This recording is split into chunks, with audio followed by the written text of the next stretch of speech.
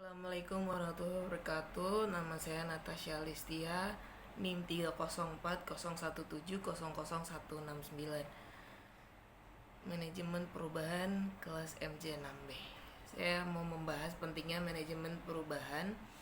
Manajemen perubahan adalah pendekatan terstruktur dari pergeseran atau transisi individu, tim, dan organisasi dari keadaan sekarang ke keadaan masa depan yang diinginkan. Ini adalah proses organisasi bertujuan membantu karyawan untuk menerima dan merangkul perubahan dalam lingkungan bisnis mereka saat ini.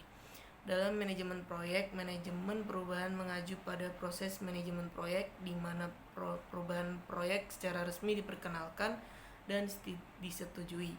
Contoh perubahan organisasi adalah misi perubahan, perubahan strategis, operasional perubahan, termasuk perubahan struktural, perubahan teknologi, mengubah sikap dan perilaku personel sebagai praktik multidisiplin yang telah berkembang sebagai hasil dari penelitian ilmiah. Manajemen perubahan organisasi harus dimulai dengan diagnosis sistematis situasi saat ini dalam rangka untuk menentukan baik kebutuhan untuk berubah dan kemampuan untuk berubah.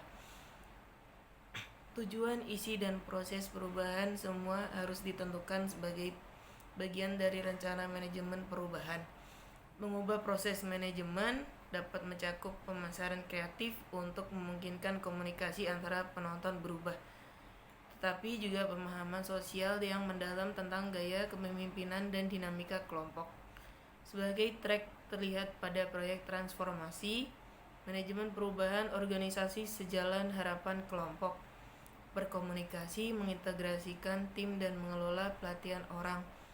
Ini membuat penggunaan metrik kinerja sebagai hasil keuangan, efisiensi operasional, komitmen kepemimpinan, efektivitas komunikasi, dan kebutuhan yang dirasakan perubahan untuk desain strategi yang tepat untuk menghindari kegagalan mengubah atau mengatasi proyek perubahan bermasalah. Manajemen perubahan yang berhasil adalah lebih mungkin terjadi jika berikut ini, termasuk manfaat manajemen dan realisasi untuk menentukan stakeholder yang bertujuan terukur, membuat kasus bisnis untuk prestasi mereka, dan asumsi memantau resiko dependensi biaya, laba atau investasi, dismanfaat, dan isu-isu budaya mempengaruhi kemajuan terkait bekerja. Komunikasi efektif yang menginformasikan kepada stakeholders berbagai alasan untuk perubahan, manfaat dari implementasi yang sukses, serta rincian perubahan.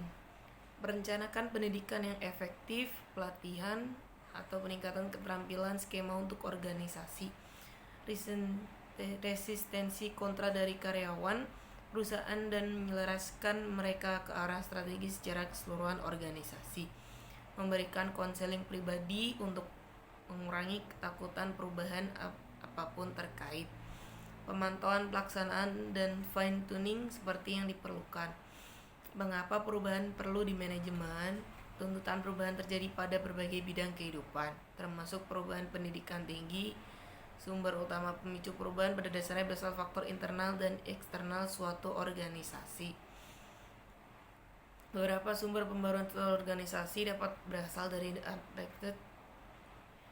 sumber utama tuntutan pembaruan organisasi menurut Drucker tersebut, maka sumber perubahan lembaga pendidikan tinggi dapat berasal dari kondisi yang tidak diharapkan, munculnya ketidakwajaran, inovasi yang berdasarkan kebutuhan proses, perubahan struktur industri atau struktur pasar, demografi, perubahan persepsi, suasana, dan makna, serta pengetahuan baru. Selain itu, menurut Aziz, faktor pendorong terjadinya perubahan adalah perubahan teknologi yang terus meningkat, persaingan semakin intensif dan menjadi lebih global, pelanggan semakin banyak, tuntutan profil demografis negara berubah, privatisasi bisnis milik masyarakat berkelanjut, dan stakeholder minta lebih banyak nilai. Sedangkan Kreitner dan Kinnicke menyebutkan kebutuhan akan berubah dipengaruhi oleh kekuatan eksternal yang mencakup demografik, karakteristik, technological advancement, market changes, low social and political pressure dan kekuatan internal yang meliputi human resource, problem atau prospek managerial behavior dari sumber terjadinya perubahan organisasi sebagaimana dikatakan oleh Drucker. Tuntutan perubahan baik dari faktor internal dan eksternal organisasi sebagaimana dikatakan oleh Kreitner dan Kinki, dorongan perubahan yang diungkapkan oleh Hassi. Maka mau tidak mau, suka atau tidak suka, maka lembaga pendidikan tinggi harus mengadakan perubahan sebagaimana dorongan tuntutan perubahan tersebut. Dari penjelasan di atas kita pahami mengapa perubahan itu perlu di manajemen sesuai pengertian manajemen sendiri, yaitu perencanaan, perorganisasian, pengarahan dan pengawasan penggunaan sumber daya dalam rangka mencapai tujuan organisasi secara efektif dan efisien. Sikap terhadap perubahan terkait adanya kondisi yang menuntut kita memahami sebuah manajemen perubahan. Ada 4 sikap yang bisa dipilih terhadap kondisi ini. 4 sikap yang terkait dengan perubahan tersebut adalah menjadi motor penggerak terhadap perubahan, mendiamkan perubahan, melawan perubahan, berubah karena perubahan. Sekian penjelasan dari saya. Terima kasih. Assalamualaikum warahmatullahi wabarakatuh.